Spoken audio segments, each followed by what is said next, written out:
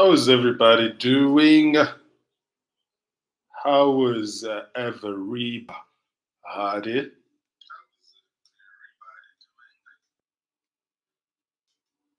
Sorry, we are flying it. We are building it as we fly. Building it as we fly, baby. Building it as we fly. This is my first ever live stream, which I've been very particular about not making live videos yet for various reasons that I'm not going to go into right now.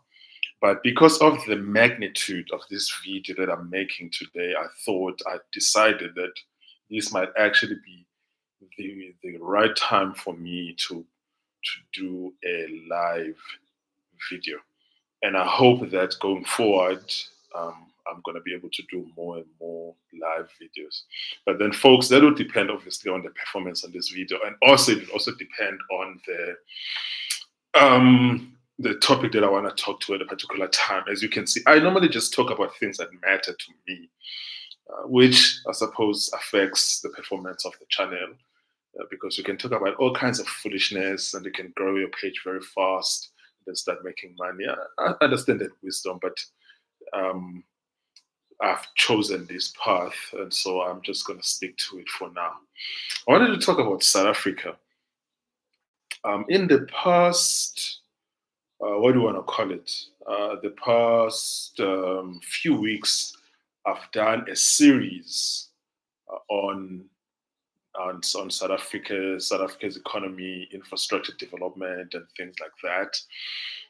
And I've talked quite a bit about what I would do if I were so blessed and privileged to be in the South African government.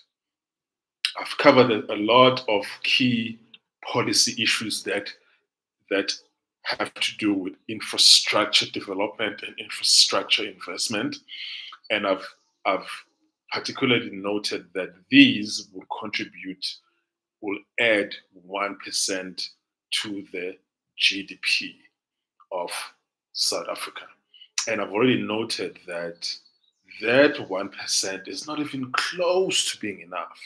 But looking at where we are as a country with 0.1% GDP growth recorded in the first quarter for the financial year of 2025, 1% would actually be considered a Herculean effort and achievement.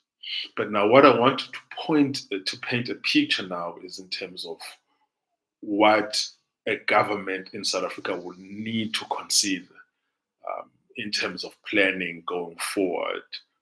And then subsequently from this video, I'll do other videos to point in terms of once I've projected what needs to happen 20 years, 30 years from by then, what sort of variables and actions, policy actions that will have to be taken in the meantime to get the outcome that you want. As we all know, we all get the outcome that you are working for. And the outcome that you get is what you have worked for. And if you don't get the outcome that you want, then it means that you have not worked for the outcome that you want. And that applies to almost all things in life, whether it's school, high school, university, work, my business, we all get the outcome that we have worked for, barring acts of God and men holding axes. We all get the outcome that we have worked for. And so, with that in mind, I'll start by recapping to you in terms of what have I already covered with you folks. In the first video that I made, I covered the issue of nuclear power, the very important role of nuclear power. I discussed in terms of how many nuclear reactors we need to build, and I highlighted how that would play a significant role in supercharging the South African economy. Number two, I looked at an audacious energy project which would involve a pipeline being built from all the way from Angola to South Africa, which, depending on the direction and the route that is being chosen, going through Botswana and Zambia, or between Botswana and Namibia, that is, it could be up to 3,000 kilometers, creating thousands of jobs in Botswana and Namibia each, and thousands of jobs in Angola, and tens of thousands of jobs in South Africa. Number three, I then did a video on the issues around energy independence and the viability of so called renewable energy, and in terms of what we can do as South Africa to invest into alternative forms of energy, even as we do not rely on them right now, as they are not reliable and they are not dependable at this juncture. Number four, I did a video where I touched on investment into water infrastructure, with my focus being particularly on Johannesburg, as Johannesburg is the quote unquote the economy of South Africa. You're with me, folks? Uh, then number five, I did another video when I focused on the jobs potential of investing heavily in desalination plants. And this was a part two of discussing water infrastructure in South Africa.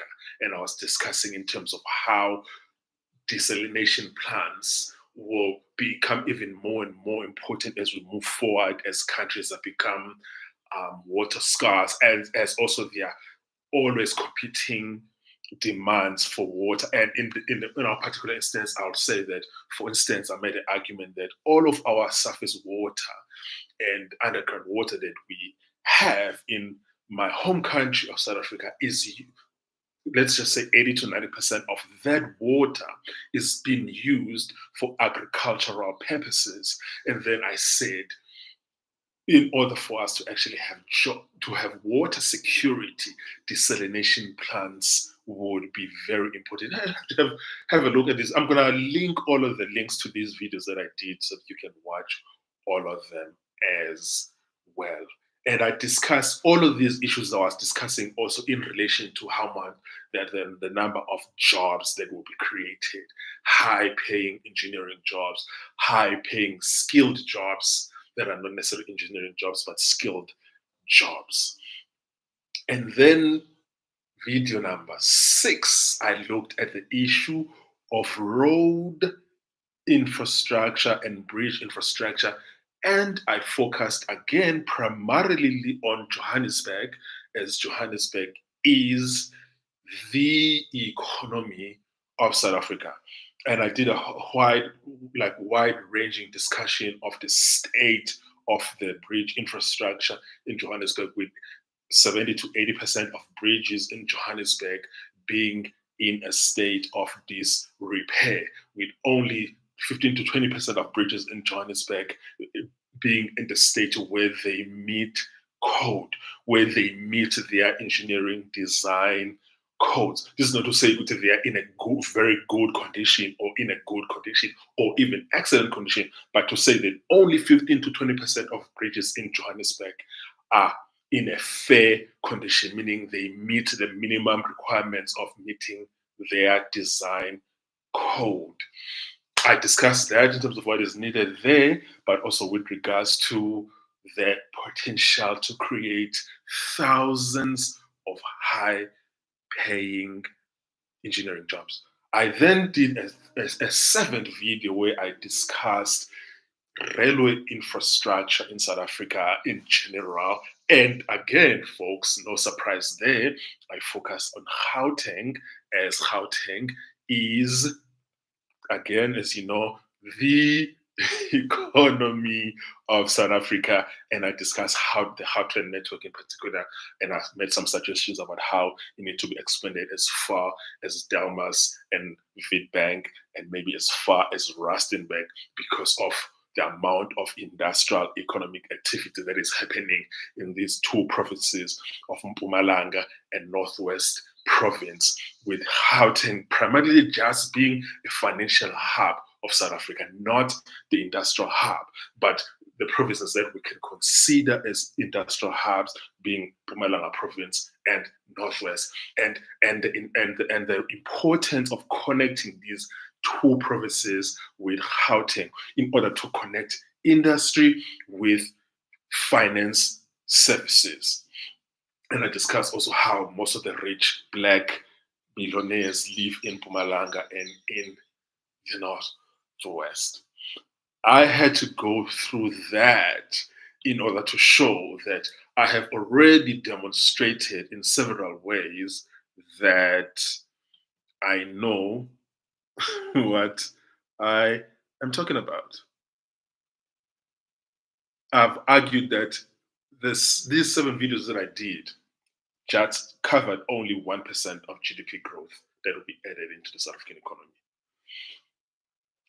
And I've already said that this 1% GDP growth would create 120,000 permanent jobs and another 300,000 in direct jobs. And with the recent past having economic growth or GDP growth ranging between 0.1% to 0.4% growth in the past 4 to 5 years, a 1% to 1.4% economic growth would actually constitute a 50% increase year to year. This is to say, if you just do these things that are proposed in these 7 videos, you would add 120,000 permanent jobs, 300,000 indirect jobs. That is 420,000 in the total number of jobs, and you would increase the economic growth increase would be 50 to 90% year on year, which must not be confused as to say that the economy that the economy grew by 50%.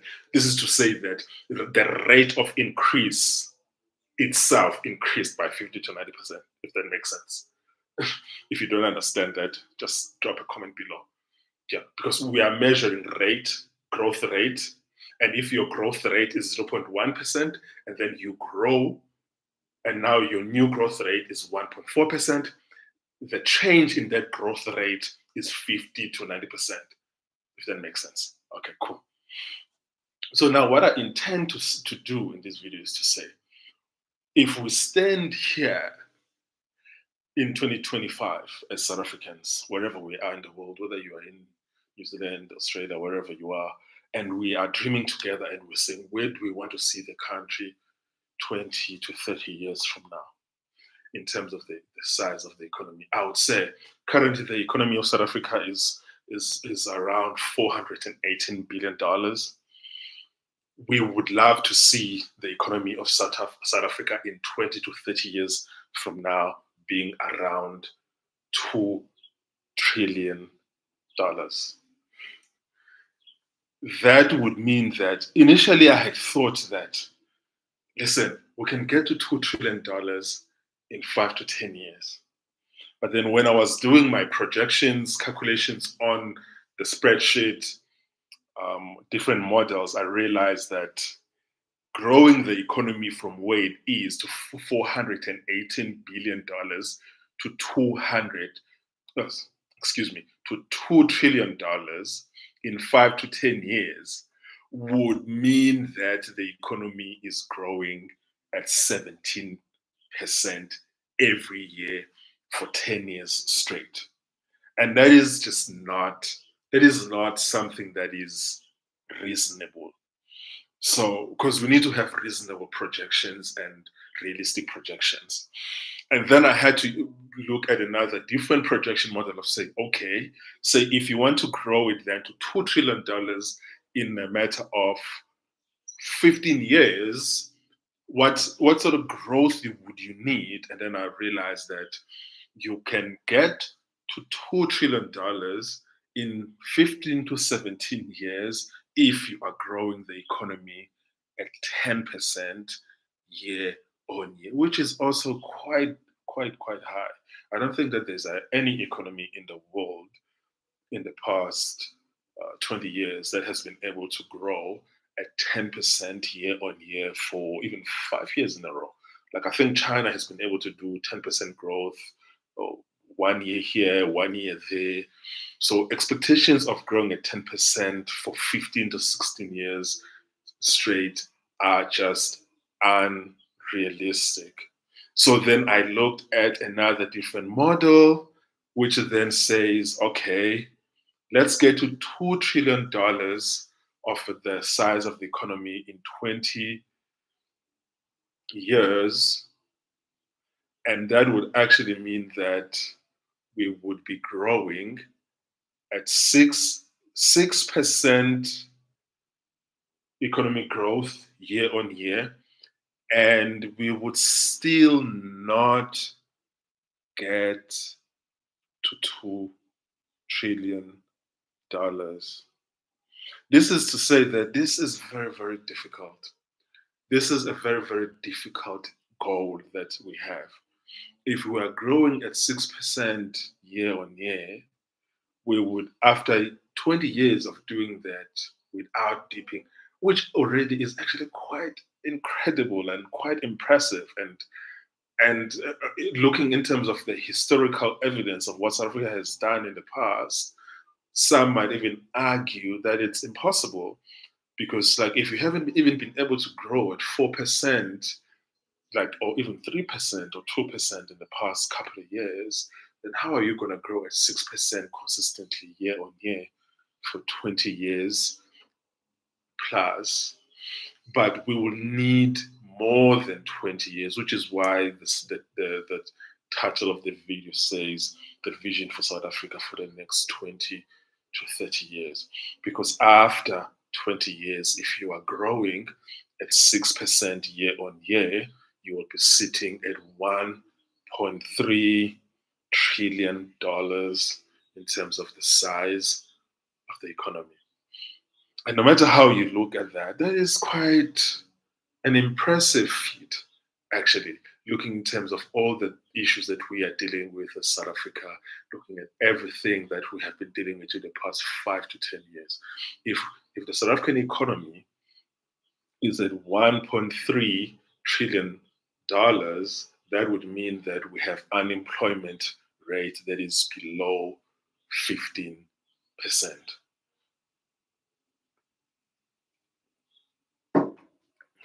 But now, with that said, I would just like to see if you're looking at that 6% projection, how long would it take to get to 2 trillion? It would actually, I'm doing the calculation now, just tweaking something on Excel.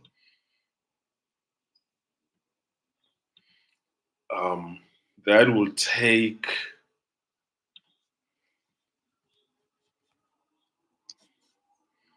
it will actually take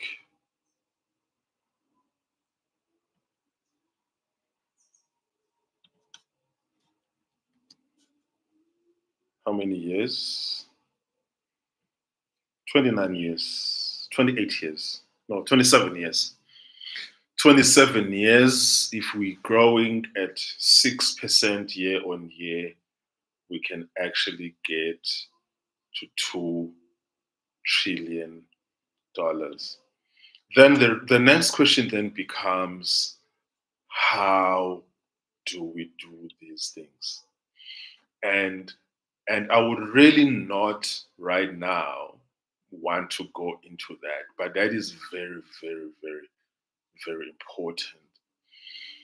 I would really not be able to get into right now. But what I wanted to discuss at this particular juncture is to say that the economy of South Africa being at $400 billion, $418 billion currently, if South Africa were a state, a US state, for instance, it would rank as number 23 among the US states, meaning that it has a GDP size that is smaller than Missouri and larger than Connecticut, which is, yeah, it's quite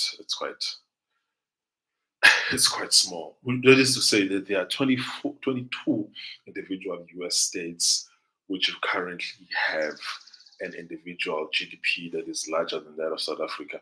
And that if South Africa were a city in the United States, it would be number 14 currently among the American cities according to GDP size.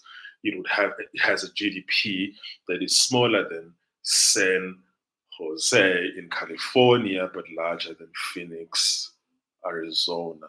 That is to say that there are at least 13 individual metros in the US with economies that are larger than that of South Africa. So this is to say that the South African economy right now is so small that, I mean, it's smaller than New York City, it's smaller than Los Angeles, it's smaller than Chicago, um, Houston. Those are just the top four. There are like seven more other cities that have larger GDP sizes than South Africa. And that's just acceptable, folks. Yeah. So I would say that we need to aim for that, because if, for instance, South Africa gets to 2 trillion dollars, $2 trillion in terms of economic size, that would mean that the South African unemployment would be reduced from 32% to around about 10.6%. That would be, wow, that would be, I can't even find words to describe that level of improvement. It's beyond impressive. And everyone, and I really think that like $2 trillion size of economy, 10% unemployment. South Africa has never had a situation of 10% unemployment ever before when it comes to calculating the unemployment rate of everyone in South Africa, including the majority black people. South Africa has had in the past consistently very low unemployment numbers for white South Africans, which have persisted even post apartheid.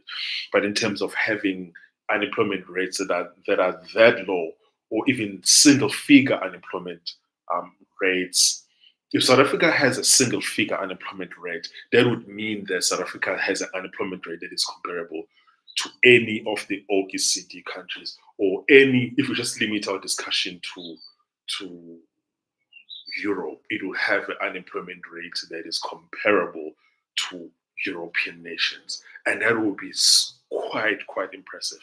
And then when you've got to the level of, say, 2 trillion economic size, GDP size, and say 9.5, 10.5 unemployment rate, now you are actually at a place where you can say, okay, from here, say 2 trillion, we need to move from 2 trillion to 4 trillion. And we need to move our unemployment rate from, say, 10% to 5%. Now you are actually having problems that first world countries have. And now you are actually, and most of your people will have jobs when they want jobs. And most of your people who want to start businesses will succeed. When you are at that level, you are actually playing at a game that is, you would be among the top, say, top 8 to top 10% of economies in the world. That is something that South Africa, looking at its natural resources, natural talent of South Africans in terms of the education level and all the skills that we have in the country, including all the South Africans who are all over the world, including Australia, New Zealand, Europe, the US, Canada. We have enough, in fact, to be among the top, I'd say between top 5, top 6 economies in the world. That's how much we have really in the country in terms of if we're including what we can do in our agriculture, in our mining, in our manufacturing, in our value added sectors, in steel and aluminium, in a whole lot of other weapons manufacturing sectors. South Africa has opportunity has a real potential of being in the top 5 to top 6% of economies in the world. But these things won't just happen with this kind of leadership, absentee leadership. President Ramaphosa, who has no idea what the hell he is doing. ANC leadership, who are clueless about how to grow the economy, who are clueless about how to reduce unemployment. It won't happen even with the kind of political parties that we have who are currently competing with the African National Congress. So, with that said, folks, with that said, hit me up in the comments below in terms of what are your thoughts about all of this. And I will do a couple of follow-up videos in terms of since now we have a goal and an aim of terms of where we want to go to, since we now have a North Star, how do we get there? What are the matrices, variables, policy, actions, government intervention, private sector role that will have to be done in order for us to get to this particular goal? I'll see you folks on the next one. Till then, peace.